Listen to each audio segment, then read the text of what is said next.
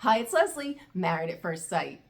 And after this episode, all I could think is, what the heck is going on with Brennan? Where do they find these people? I could see it from Emily because she's the one who's never had a relationship, but Brennan supposedly had all these relationships. Let's get into it here. Ever since the honeymoon, Emily and Brennan have been going downhill. Emily's all in. Brennan says divorce is not an option, yet here they are meeting with the experts. And they sit there like a normal couple, and then the expert just starts grilling them. Would you agree with her that it's challenging at times for you to verbalize what you're feeling or to verbalize what you're thinking? Yeah, absolutely. Yeah. You know, definitely. But you are able to identify that you're not feeling the romantic chemistry. Correct. Can you put into words why you're not feeling it? Are there certain things that are turning you off from it? You know, they want Brennan to say why he's not attracted to her, which to me, I don't even get that question. Yeah, let's be mindful of Emily here. Like, this is not easy. I am being mindful. Help me understand, is there something that just happened that I did that made you feel like I wasn't being mindful of? Well, it's just, you know, this is not easy to talk about, and like, Yeah. if I was in her shoes, I know I would be really uncomfortable hearing my partner like talk about physical intimacy, especially through all this. I mean, he says he just doesn't feel it. I mean, isn't that enough? I mean, how does anybody know when they're not attracted to? Like, why? You don't know why. And he's just saying he's not attracted to her in the nicest way possible, trying to be respectful. But he's getting all weird. He was like going to battle with the experts. So I'm noticing your body language and your eye movements as he's saying that. That's just her.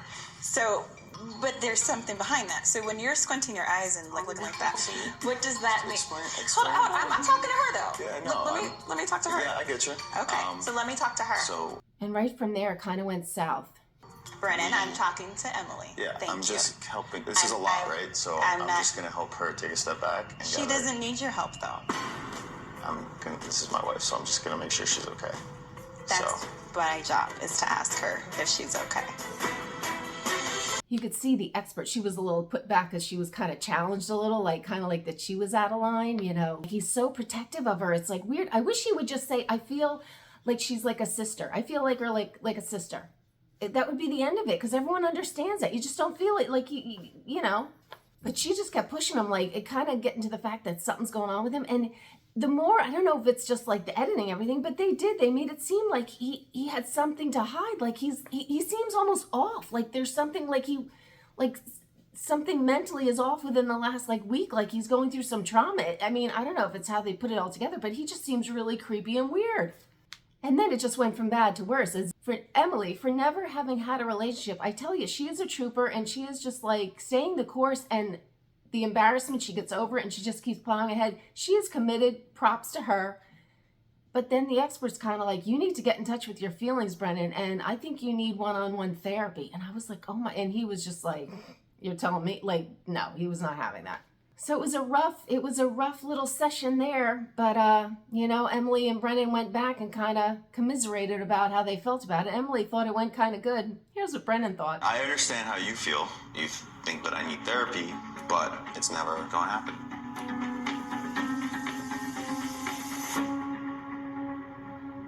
So that would be a hard no from Brennan. You know, we all can just wonder what the hell's going on with him because he's hiding something. Something has like flipped a switch in him.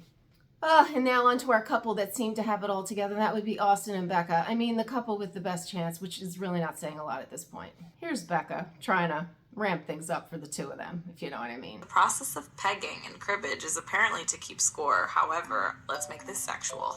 Let's create sexual tension in this non-sexual game. You gotta be ready to peg if you want to play cribbage. And this is very baffling to me. I mean, they get in bed every night, they kiss and all the things, yet nothing else happens. It's very strange to me. And they're so into each other, so they say. I don't get it. But here's Austin trying to explain it. No, we're doing good. I mean, we had the similar religion kind of issues, and my slower intimacy speed.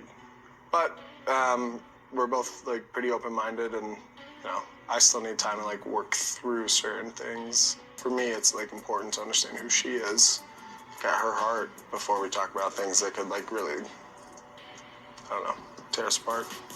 So he still needs time to work through some things, but things are great. Yeah. So they, of course, went into, it's the week to meet the experts. They went in and they were trying to get them going, you know. At this point, the struggle bus is full. All the couples are on it at this point because Becca and Austin, they had it going on and they don't anymore because I'm confused how Becca can want to take it farther and Austin is working through, like, what are you working through? Like, that you don't want to talk. It's just, I don't even know. So Austin says he needs more of an emotional connection. I'm so confused because I thought they were really emotionally connected. I mean, they seem to be, and doesn't like physical stuff, doesn't it then take it to the next level? Like something's going on with him too. I mean, the whole boatload of these people should go to therapy before they go on this stupid show. But anyway.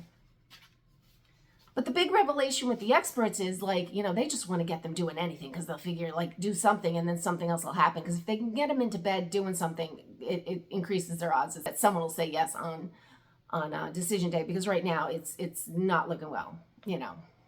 But Austin in this little session concedes that he would be open to more, which that would be very interesting. Like, you think they should leave this therapy session, go home, Becca should attack him, and they should be doing more, and then like, but why did that not happen? This is also strange to me. But I have to just put this in. This was quite interesting to me. So Austin and Brennan, I guess the buds, you know, they meet up and discuss their little marriages and all.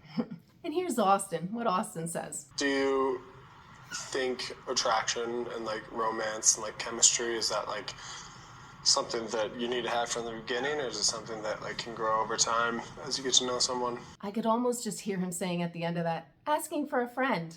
Because you know what, Austin? I am starting to wonder whether he's as attracted to Becca as he protests that he is. Because how does that all go on and nothing else? I am not buying it. There's something else going on here. The two of them, they need maybe group therapy. The two of them. And yet Brennan says divorce is not an option. I'm sitting there thinking it better be an option, because you don't want to be in this miserable wackadoo state all your life. You know, don't do that to yourself. All right, another one in the crapper. This would be Claire and Cameron, but at least they're friendly and they seem like two intelligent people that are just like, they can communicate and kind of realize, you know, this isn't really going where it needs to go. Here's Claire summing it up. I feel like we're both trying very hard, and I don't know, I'm not sure if we've like hit a wall. There is zero romance. I don't think that's on either of us. I'm not saying there's anyone to blame. It's just that's the way it is. And I don't think that that's healthy. Yeah, but That's it in a nutshell. There's just nothing happened. Cameron likes her. He would have went for the romance. I mean, he's a nice guy. I think he sees the shit show that was Lauren and Orion, and he's like, I'm not signing myself up for that. You know what? Why put your whole heart into something just to get it stepped on and smashed and be devastated after? Props to Cameron for saying, you know what? At some point, I protect myself. He did a great move there, and you know what? It was the right thing, you know? He's got to start pulling back if she's not into it, because she's not into him. He's into her. But, you know, things happen. They also have the religion thing, you know? Just like Austin and Becca, I don't know, these experts, they just, for some reason, the religion question, they just dismissed it like, oh, they'll get over it, you know? Yep, so Claire and Cameron, basically, the long-term viability is not there, quote unquote, from Cameron. And if we needed it, we got another Lauren sob session. Lauren and Orion came and just like, she cried. He like just, I guess, gaslighted her is what she says, and it was emotionless. He's another one that's just like a weirdo. Where they find him, I don't know. I feel bad for Lauren because she was doing it. But anyway, 4 for 4. Good luck with this one. But anyway, I follow this nonsense every week. Frustrating as it may be, but I do. And if you want to follow along, please subscribe, hit that notification bell, and I will see you next week. Bye.